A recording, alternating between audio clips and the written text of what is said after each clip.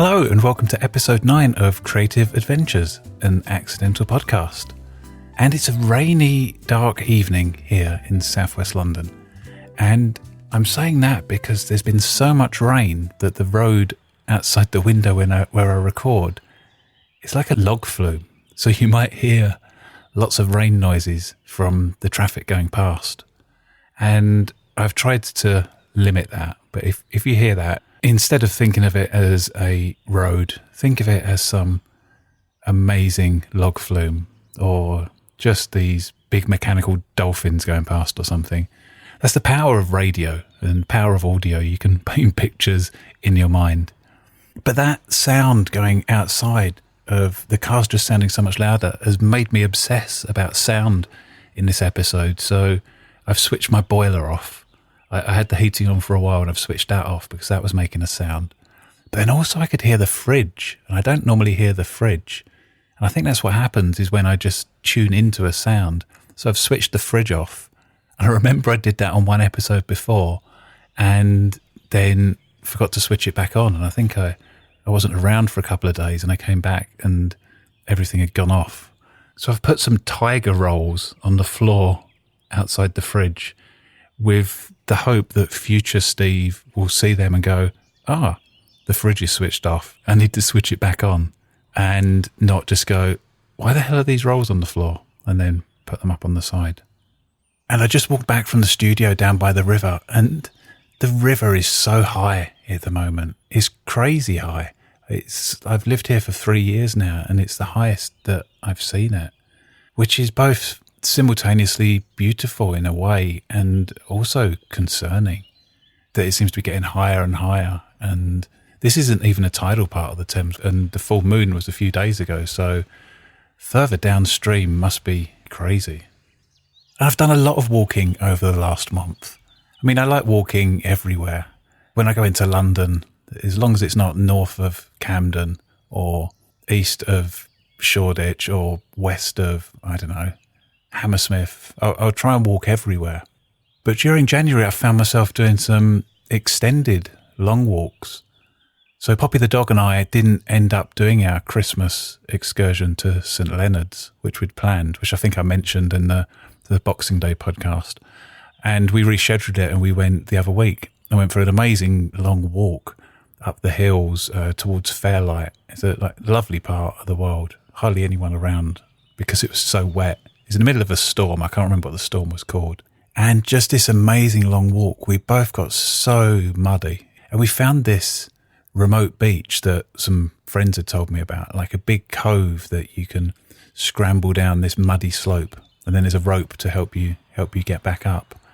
And I stood at the top of this slope for about 15 minutes thinking, should we go down there or not?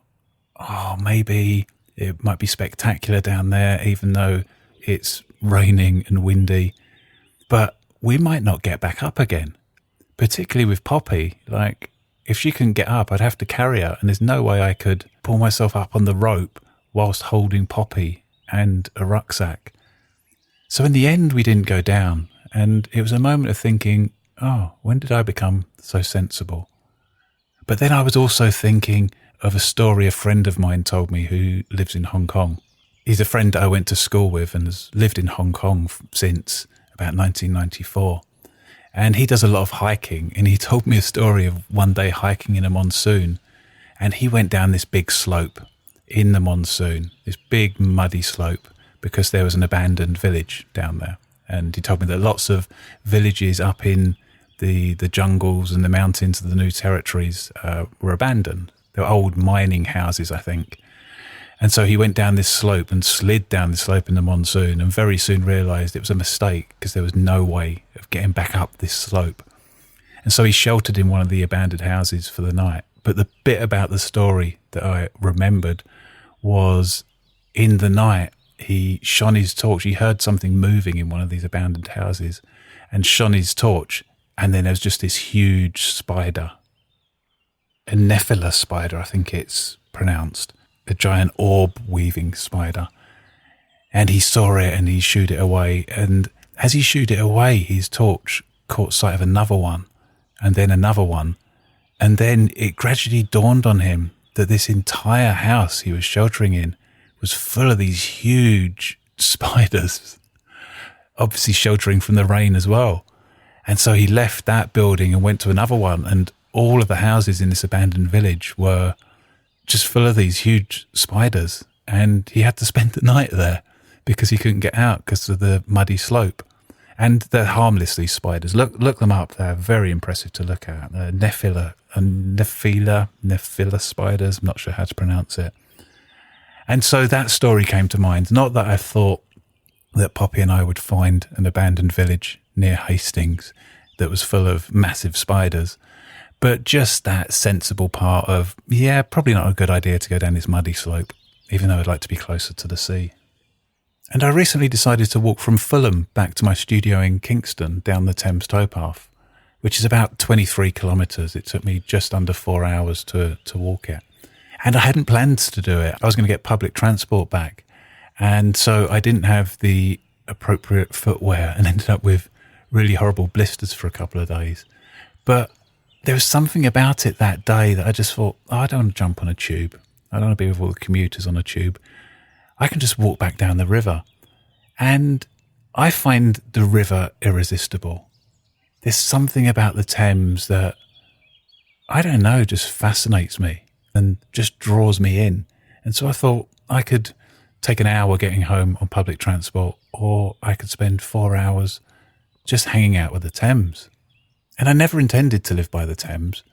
It was sort of an accident that I ended up here. I'd been house sitting for almost a year, and I was getting ready to go and live on Ocracoke Island for a month in January and then come back to my current house sit. But my landlords told me that they needed the house back, and they were very kind and they gave me 2 months' notice. But as I was about to leave the UK for 4 weeks, it meant that I had to find somewhere pretty urgently to live soon after I got back. And in the end, I just took the first flat I could find that was within my budget. And of course, in the UK, there's at least 10, maybe 20, maybe 30 people going for every rental property. So I was really lucky to not only find somewhere within my budget, which wasn't huge, but they also picked me to be the tenant. So on the day that I got back from Ocracoke, I picked up the keys and moved in, and I've lived there ever since. And it's strange thinking that even though I knew the Thames was nearby, I'd never imagined it becoming such an important part of my new neighbourhood. And over the weeks and months of getting used to living in this area, I spent more and more time by the river. It became a place where I could go and sit and go and think, or go when I needed soothing or holding, or just simply to be close to nature. And in the summer of 2023, it became really important. And I used to go down and sit on the grassy banks between Surbiton and Kingston. And that became my art studio. And at least once or twice a week, I'd head there with a rug and some pens and some paints and just sit and make stuff. And much of the time, I'd paint sticks and give them free to any passers-by who wanted one, and end up having conversations with people. And I discovered that this was a wonderful way of meeting local people and starting to feel part of the community. And as well as getting to make some new friends, I made some connections that led to collaborations. And through that, I ended up getting a regular stall at the local farmers market, which has been a wonderful thing to do. And it was very touching that when I moved into my Studio 2 in Kingston, a lot of the people I met by the river went on to become patrons and helped me fund this new inside space to make art, which meant that I could make art when it was raining or in the winter when it was cold. And I've always been fascinated by the Thames. And even though I've lived in and around London pretty much my whole life, I never get bored with it. And over the years, I've done a number of long Thames walks or bike rides. And it was last summer in, I think, June or July 2025, I went on a walk from Surbiton to Tower Bridge, which I can't remember how long it took, but I remember it was like 60,000 steps on my watch. And I had even worse blisters than the other day when I did that. And that walk came about because I just kept seeing these posters down by the river saying, do you want to come and do this crazy walk? Meet here at 5 a.m. on this day. And there was a group of us did it. And it was just such a wonderful experience to do. Like I say, I couldn't really move after that. But it was on this recent walk from Fulham to Kingston, I realised what fascinates me and engages me so much on these adventures is that it feels like the river is telling me a story as I walk along the banks. It's like each bit of the towpath between the bridges becomes a distinct chapter, a chapter that brings continuity from the previous chapter and also novelty and different elements to the story. Like the stretch between Southwark Bridge and Blackfriars Bridge is like about cosmopolitan art and culture, and that chasm between elitist art in big galleries and big establishments and street art and people just sitting making stuff for the sake of making stuff.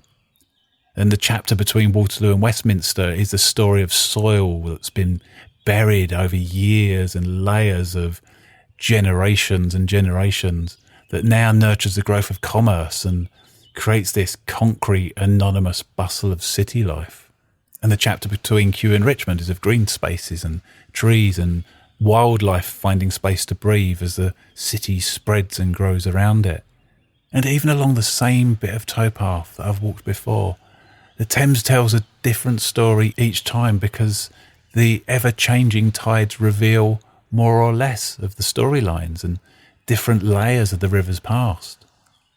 And the recognisable form of the Thames, like the shape of it, how we know it now, probably evolved during the Anglican glaciation, which was around 450,000 years ago.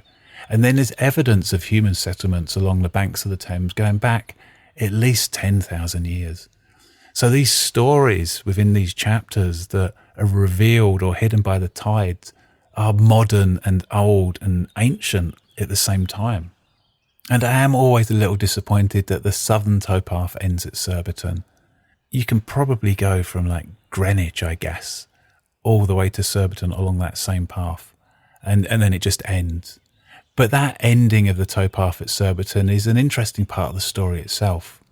And this is an area known as Seething Wells, which is such a brilliant name. When I moved to the area and found out there's part of it that's called Seething Wells, it was just like, I don't know what that is. That sounds like a Doctor Who episode. And I've never really watched Doctor Who, but it sounds like a Doctor Who episode that I might want to watch.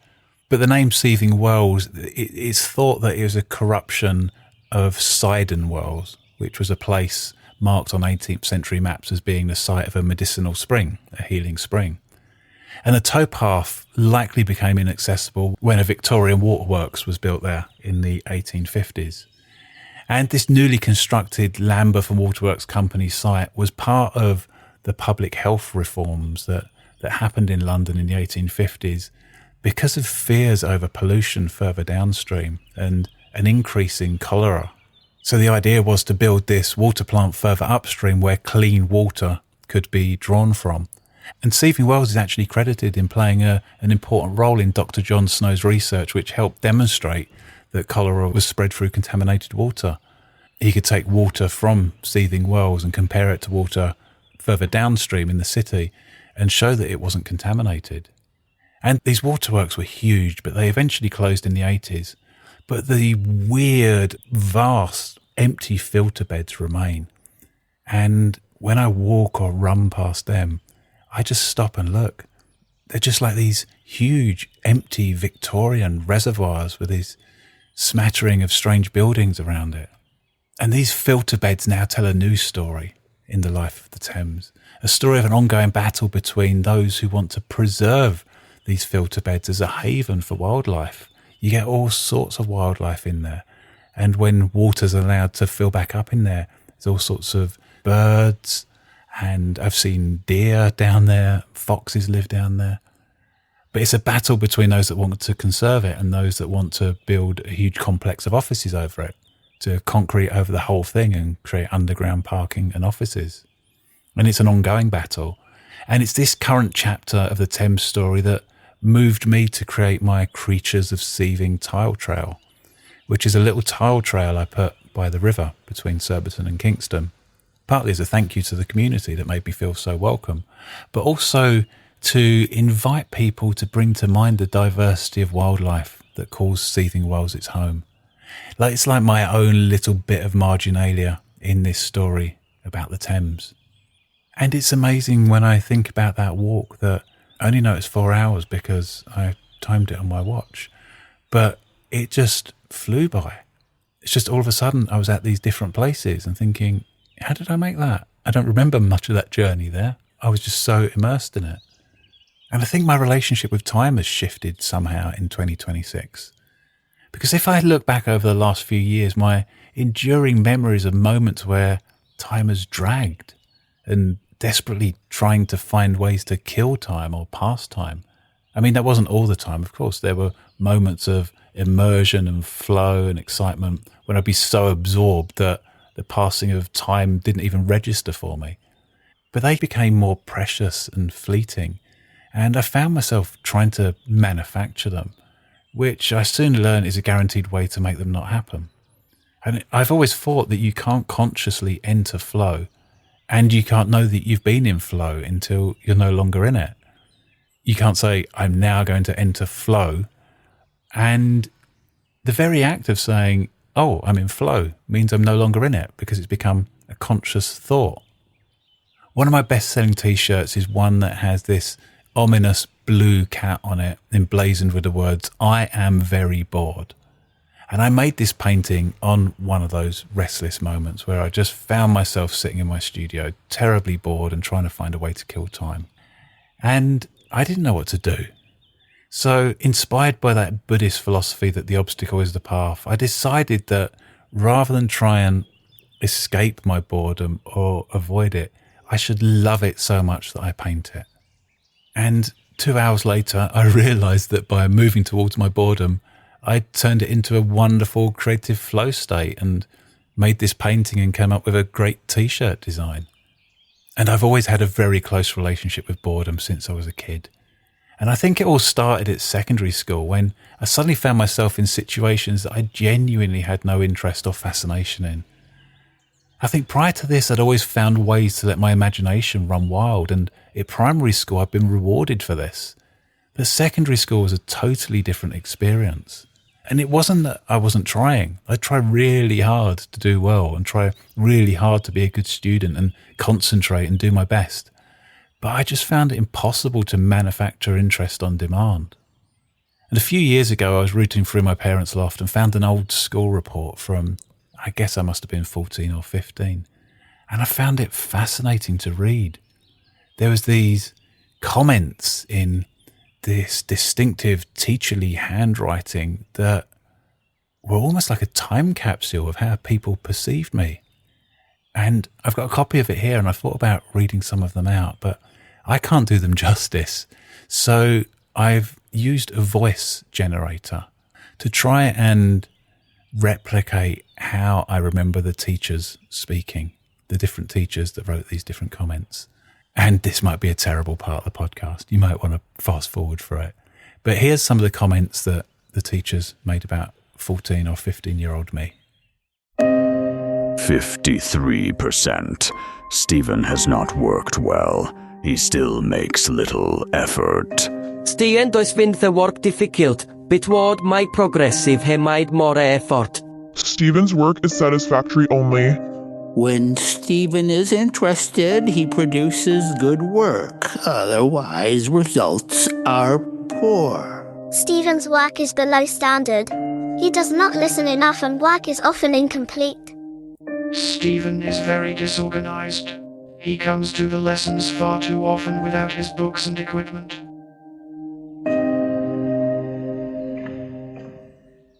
And that last one used a robotic voice because it's the only one in the report that was typed. And it's like a little strip of paper. And I imagine the teacher sat at a typewriter and typed them all and then cut them all out and stuck them in a report book. I mean, 10 out of 10 for innovation there. I remember cringing on report days, knowing that this type of stuff would be coming back to my parents. And that other than maybe a B for effort in art, it wouldn't be a glowing appraisal of my abilities. My parents wanted the best for me, like they really did. And they'd just conclude from these remarks that I wasn't trying hard enough, even though I really couldn't do any more. I was doing the best that I could. And it was only when I reread these reports later in life that I realised that for the vast majority of the 7 years I was at secondary school, I was totally and utterly bored. I mean, I found some of the lessons like maths hard, but I was just bored. It didn't capture my interest. It didn't capture my fascination. And I now know that I'm not very good when I'm not fascinated. But I am fascinated by boredom and why it's regarded as such a negative thing. I find it strange that, in school at least, the responsibility for managing boredom seems to be placed solely on the student. It's like it's my fault I'm bored. Surely it's not just down to me. Surely it's my environment and those I'm interacted with. It's something that's arising for me that I have no control over. But the responsibility for getting into it and getting out of it would have been my fault. And why is it saying I am bored as an adult such a taboo or regarded as rude or childish? At least as an adult, I have more agency to remove myself from situations in which I feel bored. At school, this wasn't an option. If I followed my instincts and did something different, like I used to doodle in my books or have conversations with my friends, or the idea of getting up and leaving the classroom, I'd be told that my lack of interest was putting my entire future in jeopardy, just like those reports did. And there's loads of those reports that say the same thing every single year. The only bits of school I remember ever being interesting were the bits in between the lessons. I remember creating a radio station in the AV cupboard, like rewiring the speakers in the common room. This was when I was in the sixth form. And creating this radio station with my friends, which was a great idea until we realised that we couldn't actually broadcast much because we had to be in lessons. And I remember making a swing out of a chair in that common room and some rope tied around the chair, tied to these metal support beams, and pushing my friend on it so hard that his feet went through the polystyrene ceiling tiles. And occasionally a lesson would become momentarily interesting, like A-level law was really interesting, but that was nothing to do with the teacher or the subject. I mean, I ended up doing A-level law because it's the only thing I could do alongside geography. And I wanted to do geography so I could go up mountains. And I thought it might be exciting. I thought it might be like we had to solve, I was so naive, we had to solve murder cases and things like that. But it turned out to be excruciatingly dull. And I got a grade U. That was my achievement in law, was a grade U, which, to be fair, was the second best mark in the class, which maybe says something about the way it was taught. But I remember in law lessons, the highlights being one time when a friend who wasn't in our class hid in the wardrobe for the entire lesson, and he didn't realise it was a double period. So when the bell went halfway through, he just got out of the cupboard and just said, "Oh, see you later," and walked out. And I just remember the rest of us just carried on as normal, and Mr. Roberts, our law teacher, just looked very bemused. And then another moment was when a budgie flew into the classroom. This budgie just came in and Mr. Roberts went crazy. He went, "Oh, look, everyone, it's a budgie. Oh, look, it's a budgie. Everyone, look, it's a budgie." And we'd all say, "Mr. Roberts, please concentrate. Please concentrate. Otherwise, we're not going to pass," much to his annoyance. But other than those bits, it was just boring. Boring or a lack of fascination. The German philosopher Martin Heidegger coined the term Dasein to describe the human way of existing, it being a form of life that knows it exists and relates to the world as something to live and something in which we can find meaning. And Heidegger explored the concept of boredom through the lens of Dasein. And he suggested that boredom is an experience in which our relationship with time alters. When we're absorbed in flow and finding meaning in the here and now, time isn't at the forefront of our experience, but quietly recedes into the shadows. It's like time and the passing of minutes and seconds takes a back seat. But when we experience boredom, time becomes loud and visible. It becomes figural in our awareness and the main thing that's on our mind, pulling us away from our here and now experience. And I find this fascinating. The idea that boredom is a shift in our relationship with time that causes us to experience time as faltering or stuttering and suffocating and devoid of meaning, as if the mysteries of the world have suddenly stopped offering themselves to us in that moment. And we describe that as boredom. I'm not a fan of our human obsession with purpose. And particularly in the corporate world and a lot of coaching world, this obsession with purpose doesn't make sense to me. I don't understand why it feels so important to try and pin down and define and reify something that, to me at least, feels much more exciting when it's allowed to remain open and amorphous. And I find it much more helpful to pay attention to meaning. Like when I find meaning in something, I feel in a state of flow and fully present and absorbed and fulfilled. And my relationship with time feels symbiotic when I'm experiencing meaning. There's a connection with myself and my environment that just feels incredibly important. So this concept of purpose feels like it excludes more than it defines. Like focusing on a purpose means that we may not notice the wonderful invitations to make meaning that dance on the edges of our experience or in the margins of our experience. I've found as much meaning in moments of making art and recording this podcast and being a parent as I have in watching the waves or learning about eels or tidying my flat. So it seems I've found more of these moments of spontaneous meaning and flow in these first months of 2026 than usual. Moments when I've suddenly realized that hours have passed because I've been so absorbed in something. And what I find fascinating about this shift is that nothing has really changed externally. It's the same universe, as far as I know. I live in the same flat. I participate in the same activities and see the same people and visit the same places. But while I still have moments of boredom or feel restless, I now realize that these are moments when my relationship with time has shifted for some reason.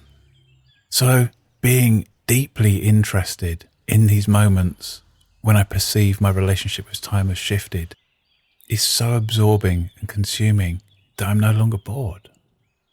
And whilst I know that I've made some changes in my life that probably help with all of this, I sort of don't want to know why I've found more of these flow moments this year. I don't need to know. It's a more pleasant experience so far, so I don't need to question why.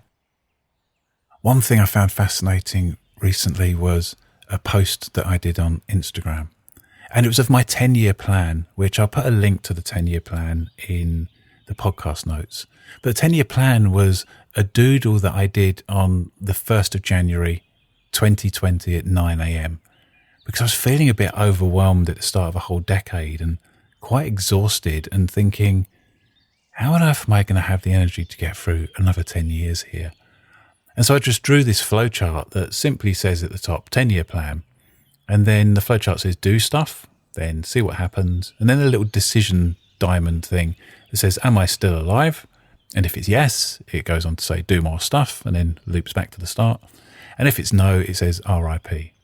And I remember posting that on the 1st of January 2020, and it went on to become one of my best-selling prints, especially once lockdown hit a few months later. It was almost like the 10-year plan was a premonition, and this flowchart became a really important psychological anchor for people during those 2 weird years of lockdown.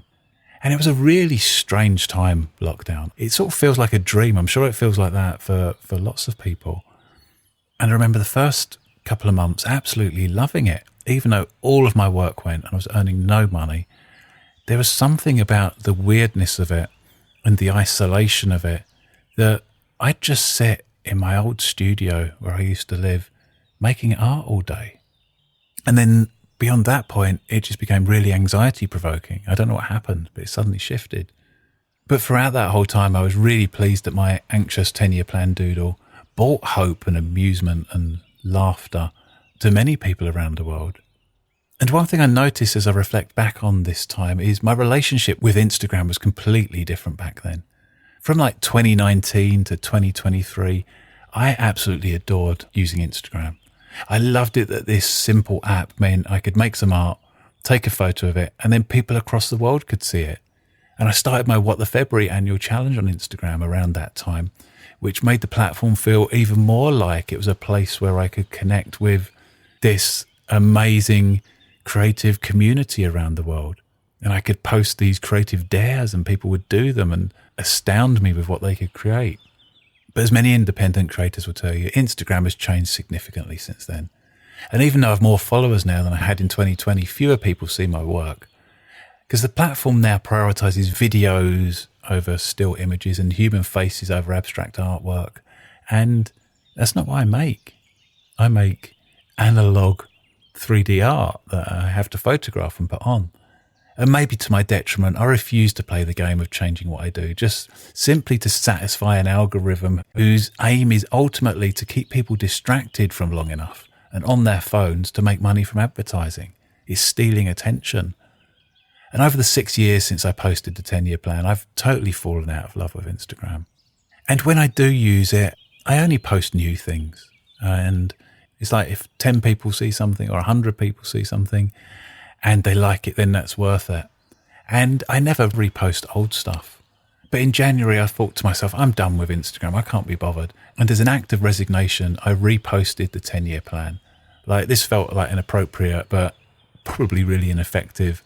Sticking two fingers up to Instagram. It's like, I'm going to post a bit of content back from when I loved you, just because I can't be asked to create anything new. And as it was old stuff, I anticipated that even fewer people would engage with it. So I was completely surprised when it rapidly went viral. Within a week, the post had got over 1.5 million views and thousands of shares and loads of comments, and I was getting loads of DMs about it. It was as if Instagram knew what I was thinking and decided as a one-off to bring my work to a huge new audience, which I begrudgingly appreciated because lots of people went on to buy the print from my shop. But one reshare of the artwork caught my eye, and it came up in my notifications, strangely. And I went to look at it, and it was my 10-year plan, but it had been changed using an imperfect copy of my handwriting, and my handwriting's quite distinctive. But it was like this synthetic version of my handwriting, and it changed it to make the 10-year plan all about fitness and working out. And what was alarming was that my signature had been removed from the piece and replaced with the tag of a fitness influencer with 100,000 followers. And I saw this and I thought, I don't like this. And I've had my signature removed from stuff before, which isn't great, but it's part of the rich mix of sharing art online. But the fact that the image had been changed and used a version of my handwriting and then added somebody else's details, that didn't sit right with me. But the thing that confused me, though, was that the creator of this had tagged me with a comment that said "Inspo" by stevexoh, which felt like they were trying to acknowledge the source. So I decided to let it go. It's like, oh, they've sort of acknowledged the source, even though it's buried down in a comment that no one's ever going to read. And the actual thing that people will see had their signature on it. So, but I thought I'll let it go. But that night it kept playing on my mind.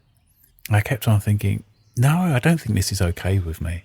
This is my work and somebody's plagiarized it in order to appeal to their already substantial audience and attract new followers. So the next day I decided to practice being assertive, and I added a comment to the post that said something like, it would have been nice to be asked for permission before you posted this unauthorized collaboration. And a number of followers also added comments calling out the lack of ethics and artistic integrity in repurposing my work in this way. And I was very keen that when I saw this starting to happen, because I mentioned it on my stories, I was very keen to say to people, look, I appreciate you doing it, but can you do it in an assertive but kind way? Like, comment on the act and not the person, because it is so easy that something can turn into a pile-on. And people wrote some really lovely comments just calling out the plagiarism and the ethics of this.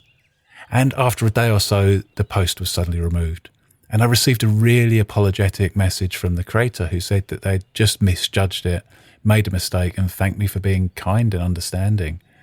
And I replied to them and said, look, it's fine. It really wasn't a problem. I really appreciate your response, and explain my perspective as a professional artist.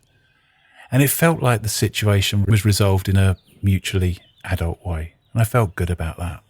But the thing that really struck me about the exchange of messages was when the creator said, I loved your meme and meant to showcase it with credit, not cause any disrespect. And my immediate thought was that this isn't a meme, this is my art. But then I stopped and thought, oh, I see what's happened here. Two people, one from the world of art and one from the world of meme culture, have suddenly collided because this post has reached into another world. And I realized this is exactly how meme culture works. Like, nobody pauses to research the origins of it. It's opened, laughed at, and forwarded.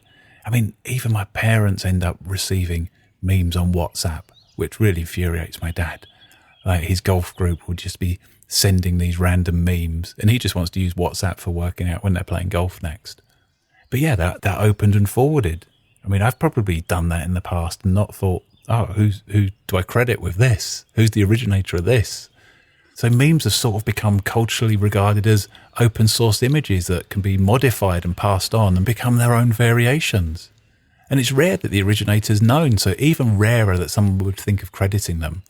And that's what the 10-year fitness plan person had gone out of their way to do.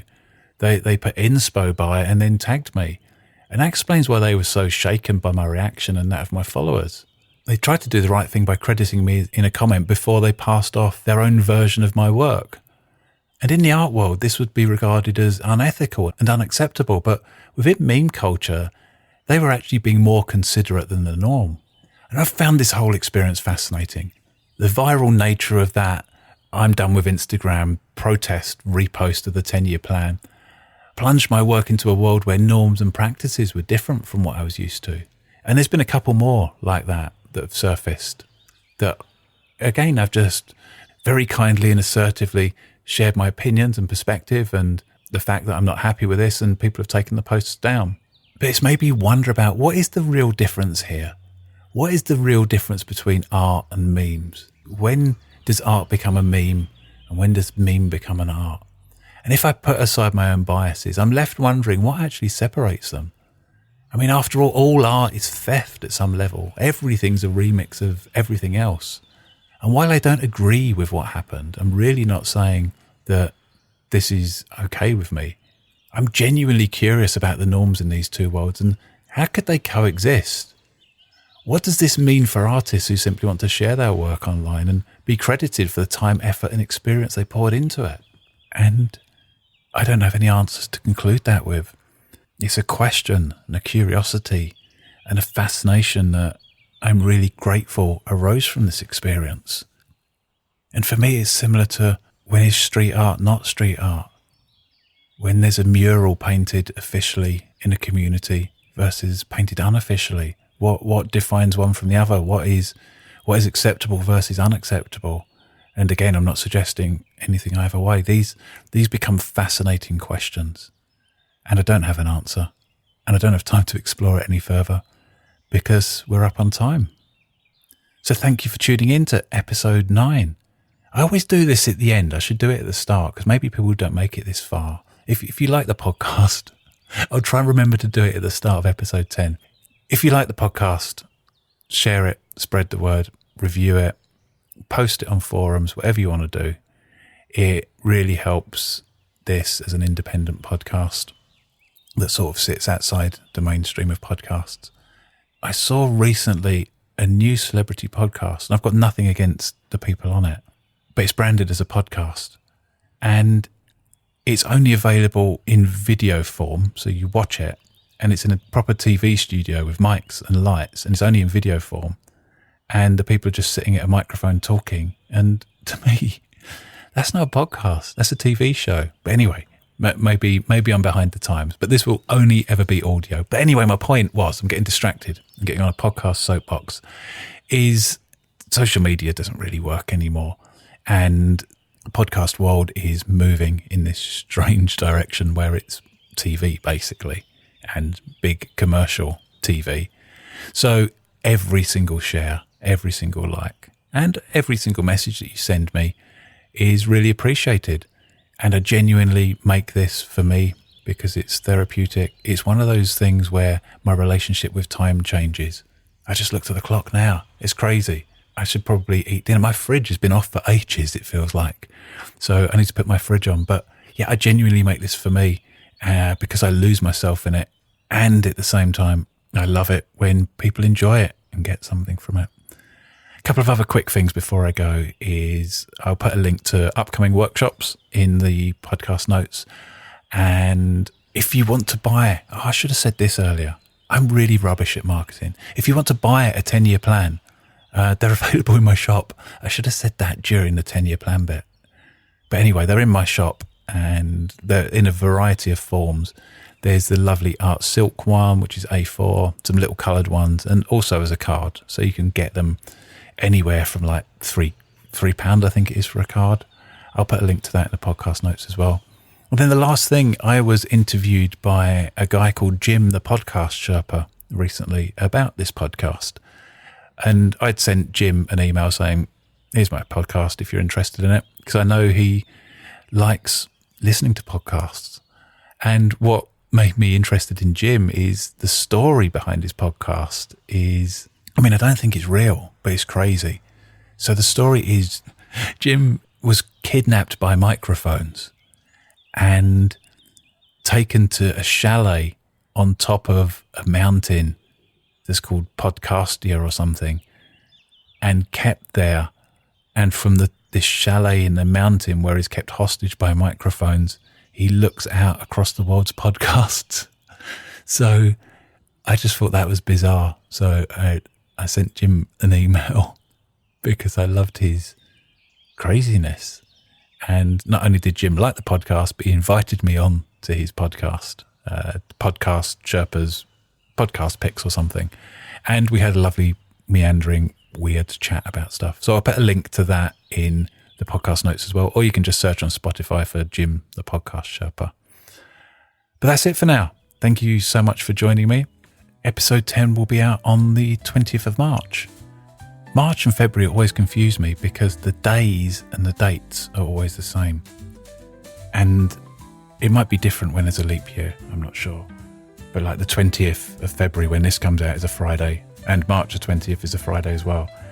And I always get calendar dates wrong in February and March and get them confused and book workshops and send out invitations that are wrong.